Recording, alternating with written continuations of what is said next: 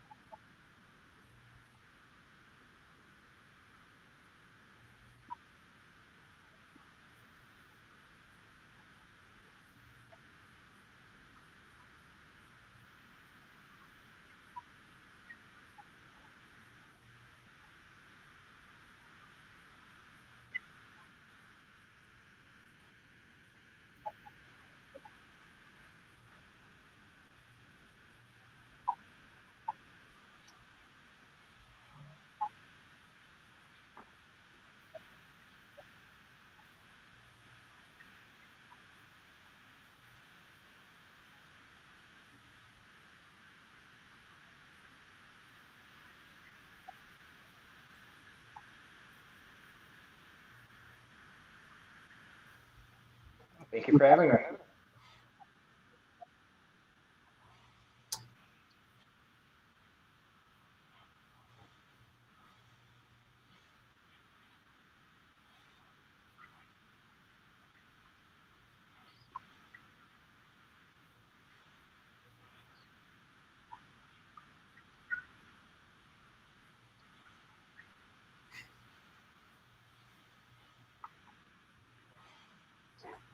All right, my name's Todd. I do most of the rhythm stuff.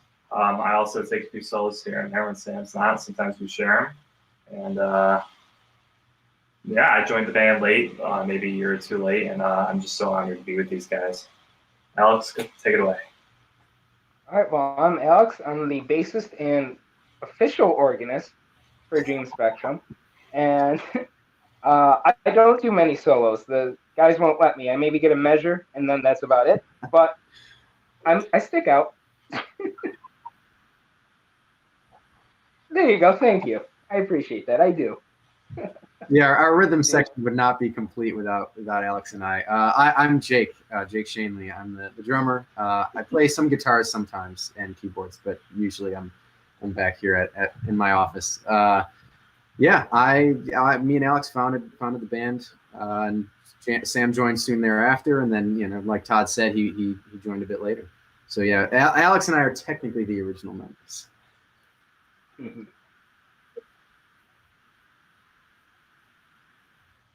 Oh, this is an interesting story. Alex, you want to elaborate on that? Yeah.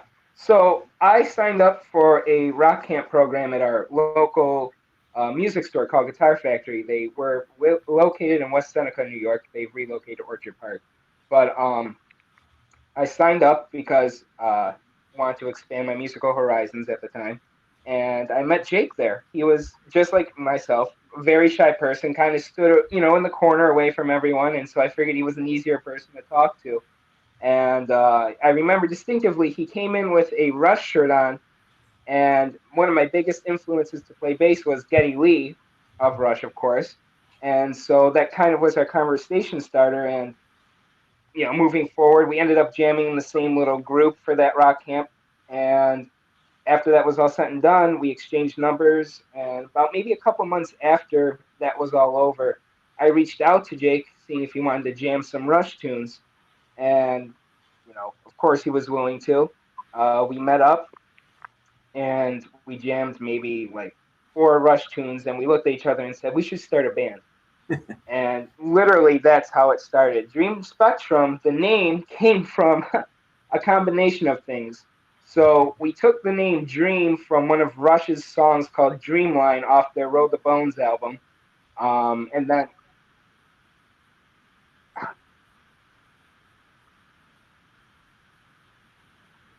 I second that. And we got the name Spectrum from an Ibanez guitar. Jake, in his background somewhere over there, has a poster of all these famous guitars from the 70s and up. And one of them was called an Ibanez Spectrum or something like that. And we just thought, oh, Dreamline Spectrum sounds cool. But the more we said it, we realized that's a really long name for a band. So we just eliminated the word line out of Dreamline and just stuck with Dream Spectrum. And the rest is now history. Yeah. Yes. Absolutely. A lot of people see a connection between Dream Theater, but that totally unintentional. As much as we love the musician. Oh yes. Yep.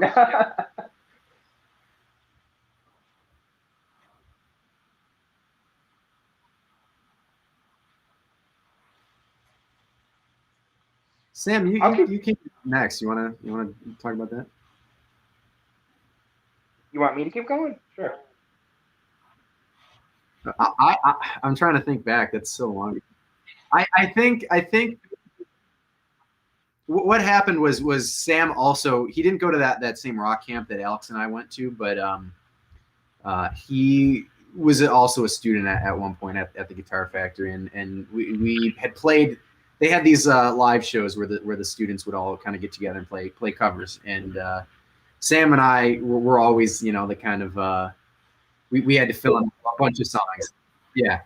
We were the session players. They would just have us, fill in. So at one point when Alex and I were jamming, we were like, I'll just call up Sam. We had gone through a couple guitarists, but I basically was like, yeah, we just got to talk to Sam, and that's I think that's the gist of how.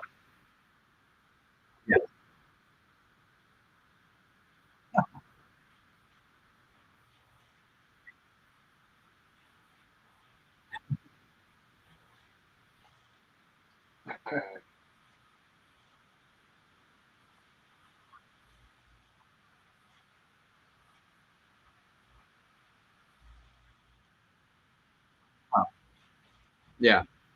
We auditioned a couple.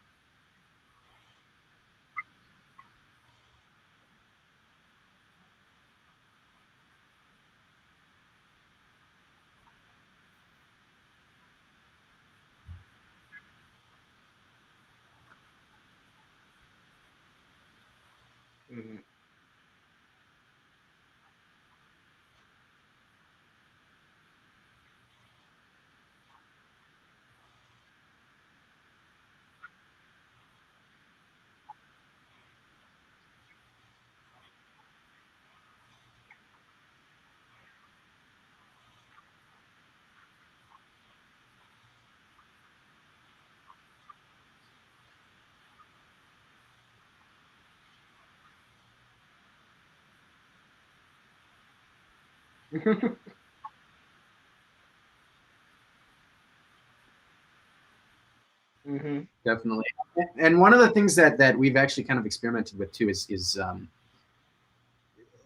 elaborating on that kind of song form that people a lot of times we originally started using, and a lot of people in popular music use, using verses and choruses and things that normally only make sense in the concept or the context of lyrics, where there'd be a repetitive text as well along with the hook that returns. And we used to kind of do that a lot, and more recently we've been experimenting with treating these hooks as motifs rather than a literal repetition of a section.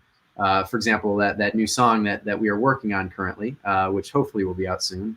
Stay tuned to our Facebook and Instagram for that.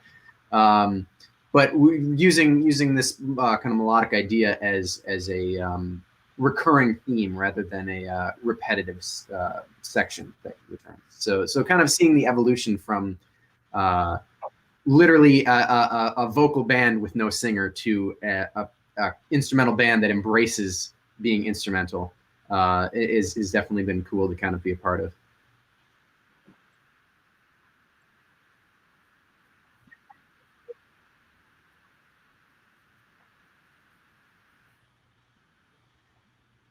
That's probably Sam and I would say. Would you guys agree? Yeah. I haven't gone to Berkeley, that's after I didn't start going to Berkeley until after both of the albums came out. But definitely taking, years of jazz harmony and modal harmony has been interesting. And Sam went to 5 Week years ago, so he kind of has that background as well.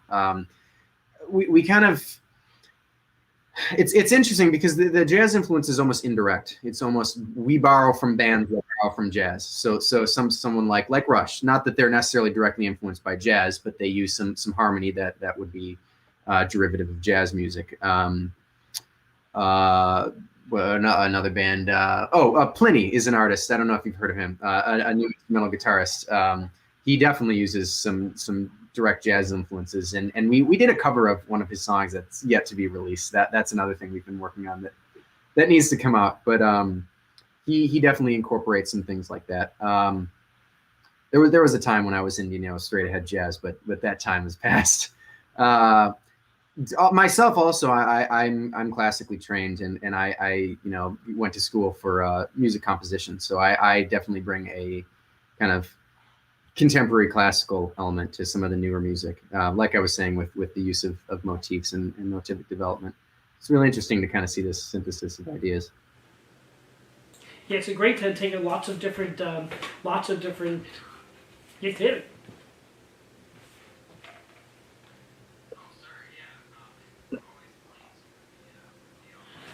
It's like a middle school dance.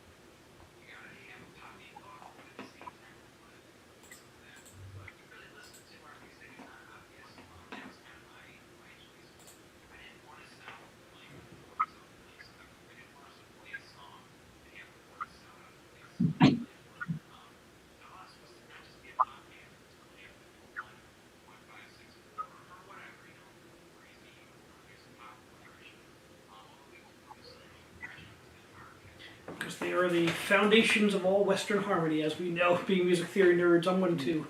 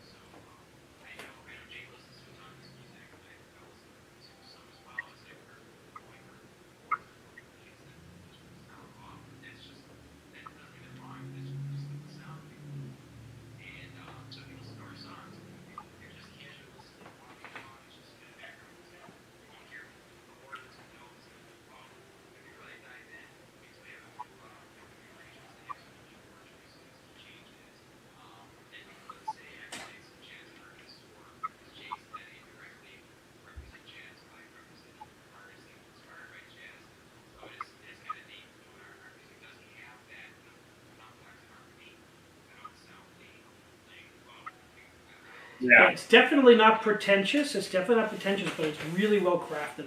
That was my first impression. And I go through so many of these bands that really grabbed me. I'm like, these guys really have something to say.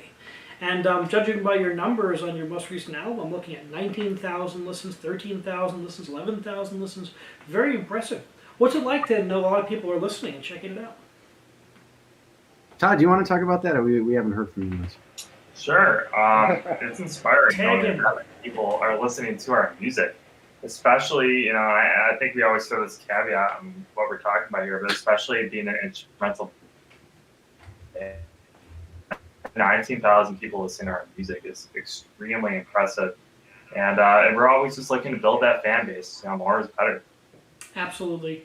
And great music deserves to be heard. And what's it like being an indie band today? Like, being independent artists, you have to be in charge of everything. You're in charge of booking shows, doing the social media, doing the videos. And what's it like being an indie artist today?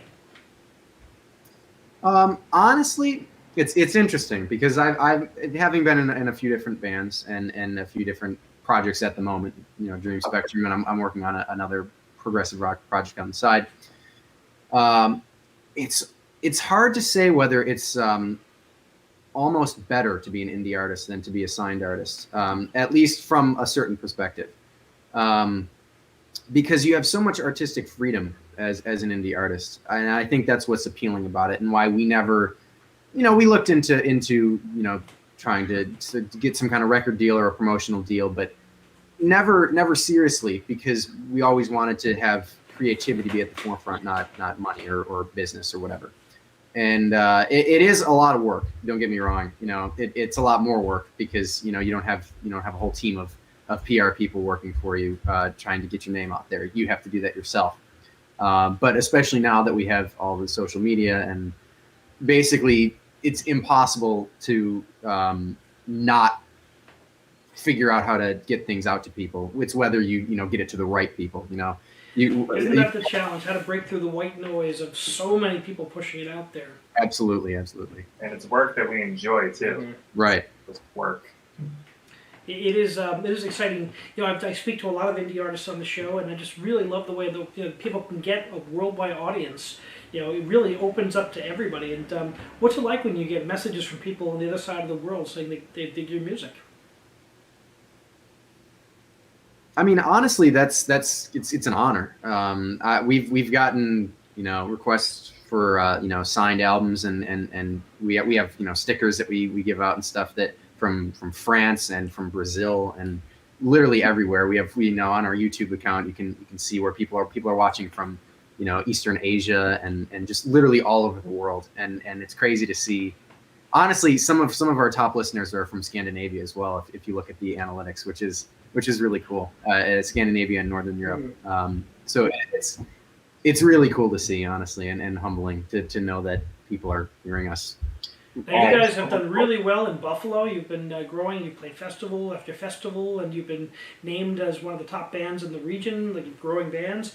What's the farthest gig you've played from Buffalo? It's a good question. Probably the one we did up in New Hampshire by that racetrack. That might be it. Yeah. That was that might be the farthest. Laconia. It was called Laconia Motorcycle Festival. So it's basically like the Sturgis of the East, if you will. The second Sturgis, I like that. Yeah. I've had a few bands who play at Sturgis. Apparently, that's a gigantic place for bands to play. Oh yeah.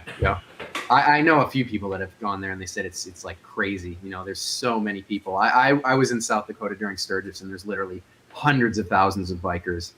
It's insane. Sounds like a good rock crew. Oh yeah, definitely. So what does it mean? You guys are young and you're in the field, and really eager, talented musicians. I hear people say all the time. I teach university too. A lot of my students are rock and roll's dead, and I love to debate that. What does that mean, and what do you guys have to say about that? It's a complicated question. A complicated answer rather.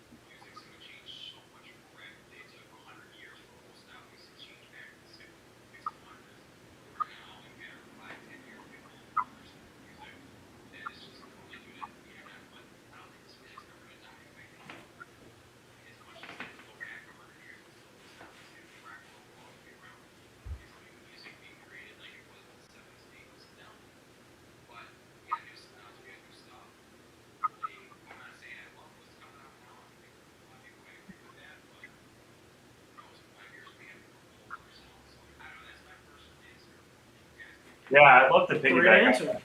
I find myself in a weird situation as a guitar player now, because especially when you're just playing for your friends, they want to hear you play like the modern music of today, and I have a hard time doing that because they're telling me to play songs that don't have a guitar in them. So that's like been a really strange challenge, and like I always wished I was a child of the '80s, where someone would just tell me to play the most popular song. It was a a Van Halen song, and I can play that.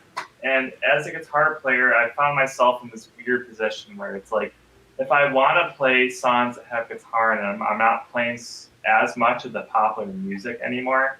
And I always am this person that just wants to keep up to date and keep playing like the most modern stuff that's out right now. But at the same time, it's not popular. If I go to play that for someone, they might not know it. But I think with rock and roll not being dead, I think the old stuff's going to be around forever. I think people hear a Van Halen song, no matter being 30 or 40 years old today, and everybody still knows Jump. Or I know, isn't it amazing how those songs just become? What a sad year losing Eddie Van Halen and Neil Peart in the same year. That is just devastating for me personally. Yeah.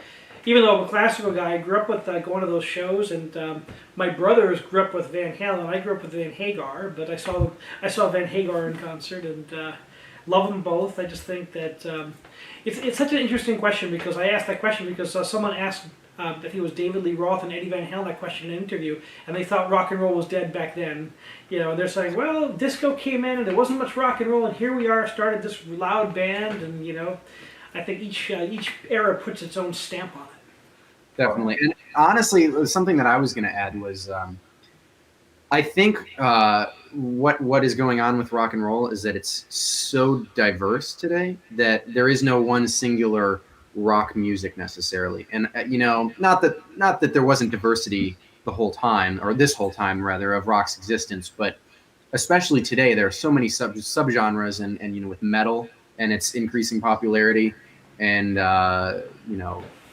just straight ahead rock music, alternative rock, emo rock. There's just so many subgenres that it's difficult to say that rock is dead when it's literally seeped its way into every genre. I think it's one genre not coming to the forefront is due to an increased diversification in the genre. Good point. I like that. Yeah, we're seeing certainly a hybridization of all the different genres. You hear a lot of rock with rap elements, rap with rock elements. A mixture of world music combining with all of them. I think it's great. I kind of love it. I love listening to, and I love meeting bands who are just straight, bands of today. I love meeting the indie bands, because I think the indie bands are the ones who are really doing a lot of this experimentation. Absolutely. So, what would you tell people who are listening today? What makes your music special? What's something that you hope they come away with when they listen to your music?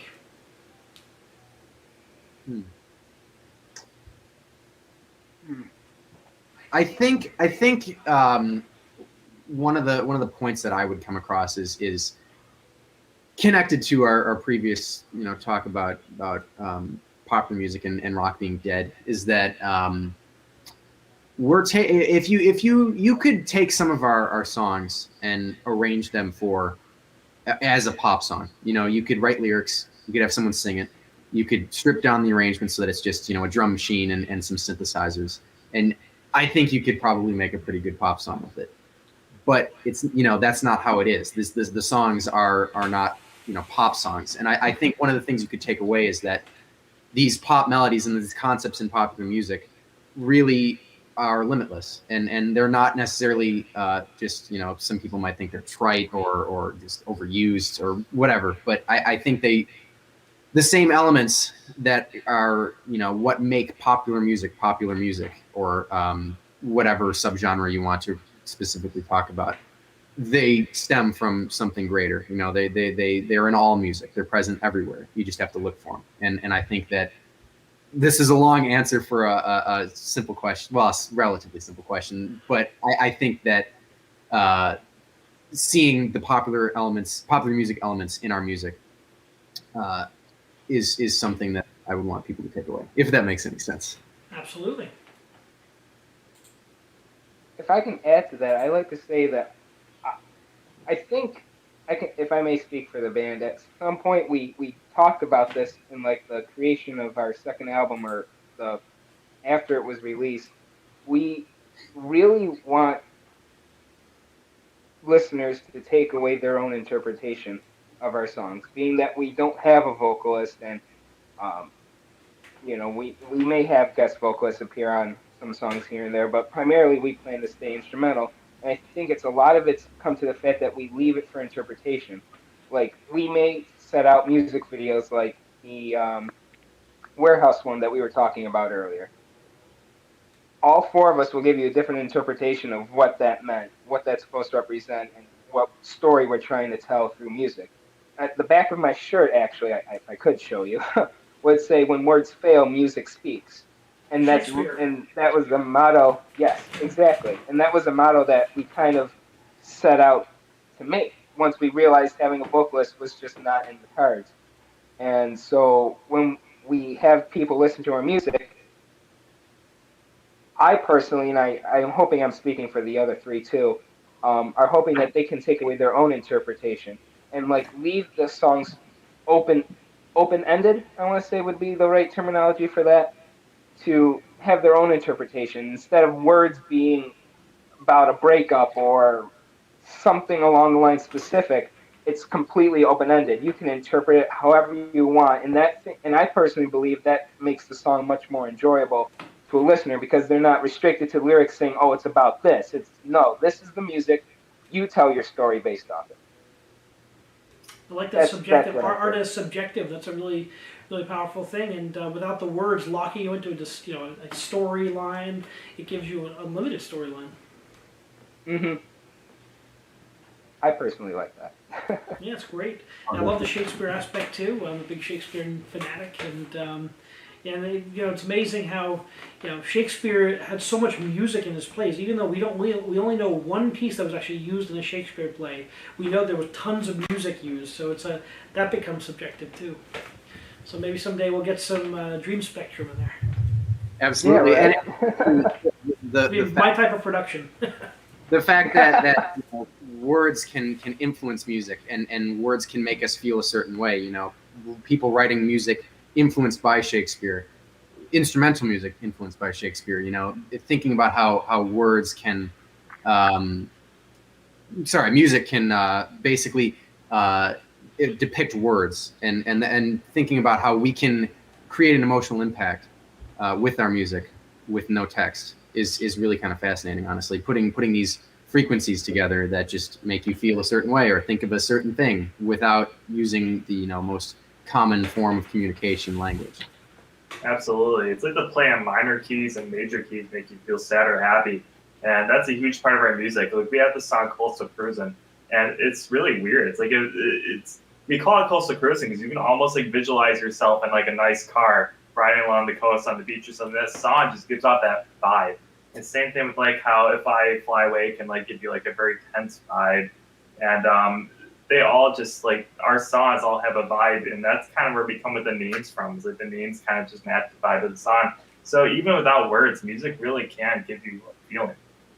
Right, but someone else might drop C. Was that a bass thing? Was that a drop like a drop? I know drop D is a big guitar thing.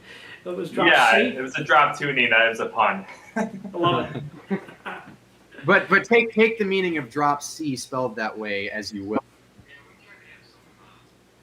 Yeah. Gotta have fun too. I love those musical puns, and that only the musicians in the group will get, but a lot of us will, and that makes it even more special. Definitely. I'm trying to think, do we have any other of those puns in the song? What's that, Sam? We get a zoomism. Yeah. Yeah. That's okay.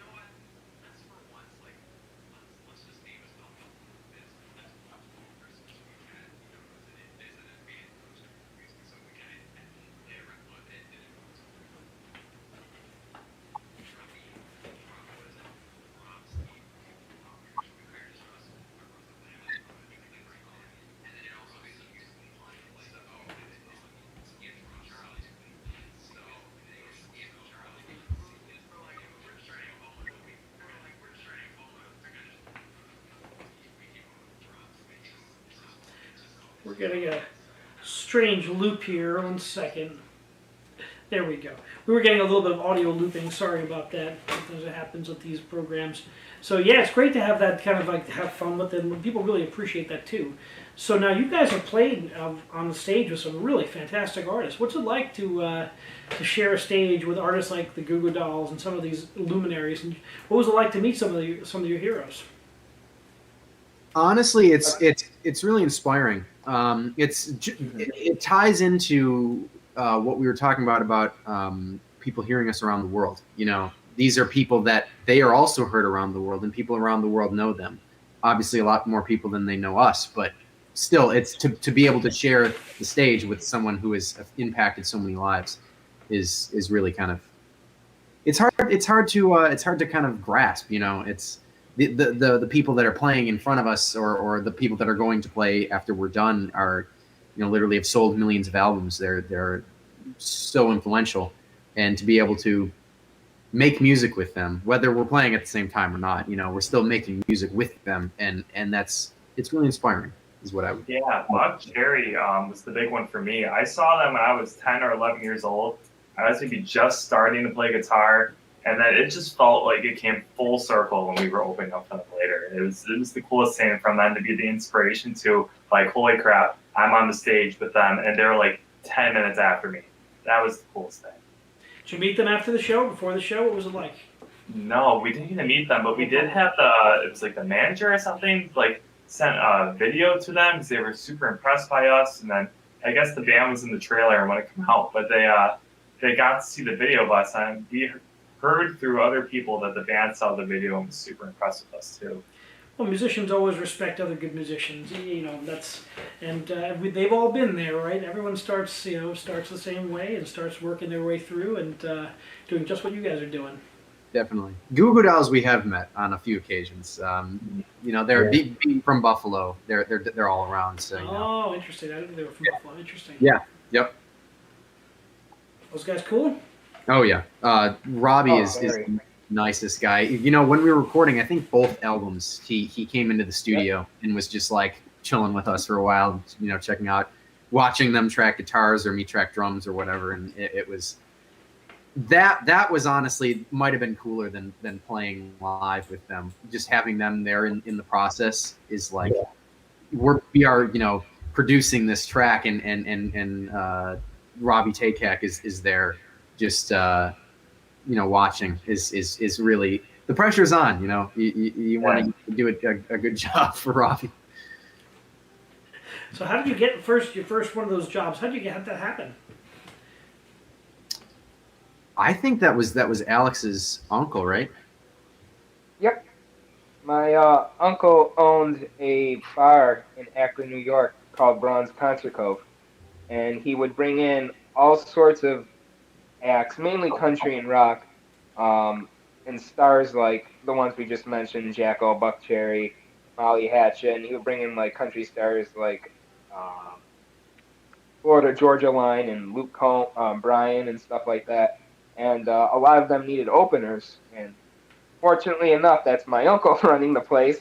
So I was like his first call to be like, hey, these guys need an opener, can you do it? And obviously the answer for every single one of those was yes. No matter what plans we had going on that day, to get the honor to be asked to open up for those guys took precedence over that.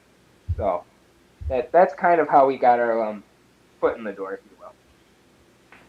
That's fantastic. They got a chance, and then you have to get up there and produce, right? And what's different about you guys live that's exciting? That what is it about your live performances that everyone loves getting the albums, listening to the albums, but what's different when you play live? I'll take this one. Something that we kind of played around with. This has been in development for years and years, and something I'm very proud of, and I think we all are. We developed a system, and some people may not like this, but we developed a system where we actually kind of roadmap our tunes and play to a click track like many other pop and rock bands do nowadays, and just about everybody does. Just because our albums are extremely heavily produced with layers of guitars, layers of keyboards, layers of tracks after tracks after tracks. So we can't emulate this live, so we always felt when we were playing live, we were missing that sound. So we started with bringing a click track on. So we had that backing track kind of playing along. And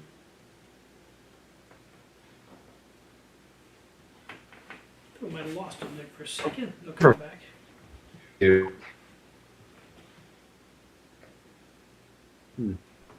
got me? We lost you for a second there. We're back. Sorry about that. There we go. When the internet works, it's great. All right, When it cool. doesn't, someone else jump in. Yeah, but Sam was probably where I think he was going What we with did that was as we well. actually tracked. We do this mainly for guitar. We track the song and guitar. Our suffer when we were basically professional dancers of our pedal boards. We're spending more time focusing on pedal boards.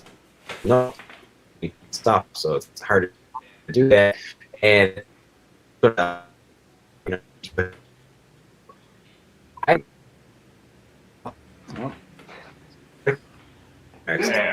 sorry. Yeah. Sam, you're a bit laggy. We're Yeah. getting some lag on Sam's end. God, do you want to take up? Yeah, what Sam's saying is that what we do is we internet. record some of our background, like almost like I guess you can call it B-roll, like tracks or we call Losing it me? sparkle. All stuff that's in the background, we pre-record so that we can play on live to it. We can have that sound like it's 3 or 4 guitars. And one thing that's really cool about live is that we're pre-mixed. We don't actually use guitar amplifiers on stage. We completely play through plugins. And when we give our stuff to the sound guy, it's a left and a right. And he gets 2 cables. He pans the whole mix. And it's the easiest day that sound guy will ever have. So it makes our sound so like you lose the mic sound and any interference and anything that comes to that. You get a very dry, like perfect image guitar sound. And lastly, the other thing I think we also add to our live performances, we are constantly moving. We are a very energetic band.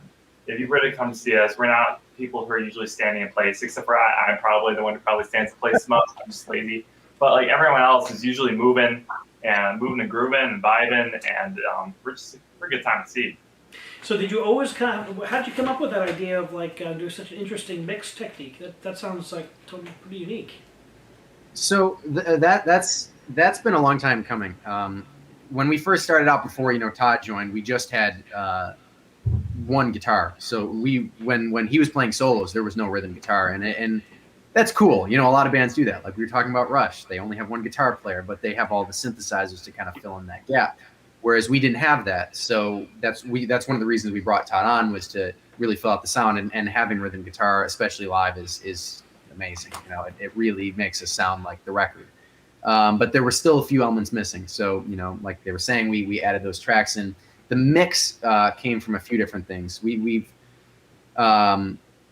just live sound, especially with such a high energy band, it can get really over the top loud sometimes. And being able to pre-mix things, and basically, Sam has a laptop. I control it right up by my hi-hat on the left side of my kit, and being pre-mixed, it allows us to. I have just a master volume, and if we're too loud, I'll just bring it down. We don't have to worry about blowing people away, and also consistency, because we would have times just with tube amps and huge cabinets bringing 4x12s to every show is really not convenient. So being able to, 1, get a consistent sound, 2, not too loud, and 3, just convenience of bringing a laptop and a little box with a headphone amp versus 2 4x12s, Alex's 4x10 bass amp. It's just not convenient. All of which are sitting in my house right here. Long story short, we're just all perfectionists. Yeah. You can hear that in the music. Certainly hear that in the how carefully orchestrated things are and how carefully balanced everything is. How long did it take to get the sound where you have today? There was experimentation over years? I think so. I honestly, I think Sam introduced the laptop to us, the idea, back in. That was before the second record came out. We didn't record the album that way, but it was in development at that time, and I don't think we had fully. We took a risk. We played our first show using that whole setup after having used it for like a month, and it was in it was the Launch Music Festival in Pennsylvania. So we drove like 8 hours, and we were depending on this rig to work, and it worked really well. So that was about a month. Sounded amazing. It really. That's not how I remember it. I remember the laptop overheating. No, that was. I was panicking. That was a different show. That was. Never forget those problems, right? That was music. No. That was in Bethlehem. I'm talking about Launch. Oh. That's where we played. So the building almost burnt down. Yeah, we almost had a couple. Hiccups with the computer, but surprisingly, pretty much worked flawlessly every time. The only time it ever failed was at our album release party. Dave was just rocking too hard, and it was on the whole setup was on a drum riser. So his drum riser is vibrating. Long story short is my laptop goes flying and it disconnects. So just one USB cord severs the whole system. And we're playing, and then all of a sudden the entire thing goes click track, guitar playing. I tried my best. Everything, and it was.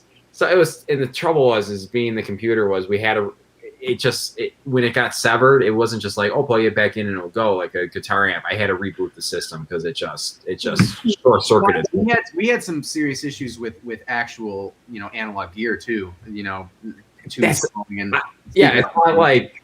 not like analog gear was foolproof either. I remember a show we played and I had no sound because something happened with a pedal. You have like 10 different pedals. I think it was more likely something went wrong with our analog gear than it was with the digital computer. Probably. Yeah.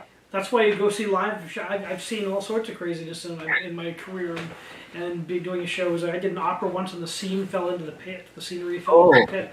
I've seen everything. It's like but that's why you go to live music, is because something might go wrong. Something might go really incredibly right too. You see a great moment, and you don't get that off an album. So the thrill of the live performance is really something special, but not in the moment when you're going through those problems. It's not the best. It feels like an eternity, it does. No audio. And people just don't, people expect everything to be perfection all the time, but that's not what live music is. Right. Well, my friends actually from high school commented that he never likes to see live bands because it's not perfect like the album, and I'm like, well, that's kind of the point. It's want to be. If you can do a good job recreating it, that's when it's like impressive, and that's why you see live music, or at least that's why I see live music. I remember talking one of the interviews with Rush talking about how after they had done La Villa Strangiato, how they never did that again because that almost drove them all mad. Orchestrating that, putting it together, then doing it live in performance. It took them so long to be able to put that together. And not to do, they wanted to do everything like in the moment, like the whole thing straight through without tracking it. And I think they ended up splicing that song actually. They did. Correct. Yeah. And we Alex and I did a cover of that recently. Actually, it was Alex, myself, Alex's wife, and the guitarist for Alex's other band, and it turned out really well actually. It's like whenever you do something for the first time, those guys with that complex, it's always, what you're doing with it, increasing the technological possibilities of music. I think that's the way of the future, is really finding different ways to incorporate technology into live performance. We're going to see more and more of that. Definitely. It's really, really fascinating to kind of see that evolution for sure. I'm not much of a technophile, but I'm just in love with what's possible. And can you imagine if COVID was like 10 years ago? We didn't have all the telecommuting or all the different Zoom technology, and it would have been a very different experience.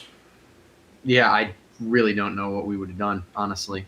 Like some of the things that even just us as a band have worked on wouldn't have been possible using software. What was that software we used at one point? Splice, I think, where we could use the same Logic Pro session on 4 different computers, and that wouldn't have been possible. It's like Google Docs for music recording, basically, and we wouldn't have been able to do that. We would have had to literally mail reels of tape at one point. Not 10 years ago, but. It just wouldn't have been possible. Have you guys been working on your studio stuff together or separate tracks? Still remotely at this point, only because it's just very convenient. We all have home recording setups, and Honestly, we some of our best material, and in my opinion, and I bet a lot of them would agree, is when we each come up with individual ideas and kind of synthesize them together. And those individual ideas, a lot of times, will come, separately. Something that we'll just have in the middle of the night. I'll wake up. There's plenty of times when I've woken up from a dream and I was like, oh, there's this idea in my head. I'm going to record it. And then we a lot of times used to come together and get that kind of group energy to put it together. But recently, we've been able to kind of figure out how to do that completely remotely, and I think it really works well. Yeah, it works well for my time of creativity. I wrote my part for our recent song that we've been writing for like almost over a year now. But I wrote my part it was like 3:30 a.m. or something when I recorded that. Yeah. That's my night owl, and I think what it does is, with the way we write, is like I'll write a part, Sam will write a part, Alex will write a part, and then like along with that comes 10 revisions until it's just a completely different thing. But that's how, rather than all of us work on something at once, like one person starts it and then another, it's like a domino chain until eventually we get it just how we want. Right, and we've never been the band to kind of record live in the floor because of our perfectionism, I think. So, I would record live, and then Alex would record live, and then the guitars would both, do that separately. So just so we could really kind of hone in on each element. And we more think of the writing process as also a demoing process. So we're putting things down on paper, not or in the computer, rather than actually working on it. And we worry about playing things live after. Whether that's the best way or not is debatable, but we mostly worry about creating the piece of music, and then replicating it live comes second. So that's why remotely works. Everyone's got the different process, and it works for them, and you kind of refine that over the years. So what can we expect next for Dream Spectrum?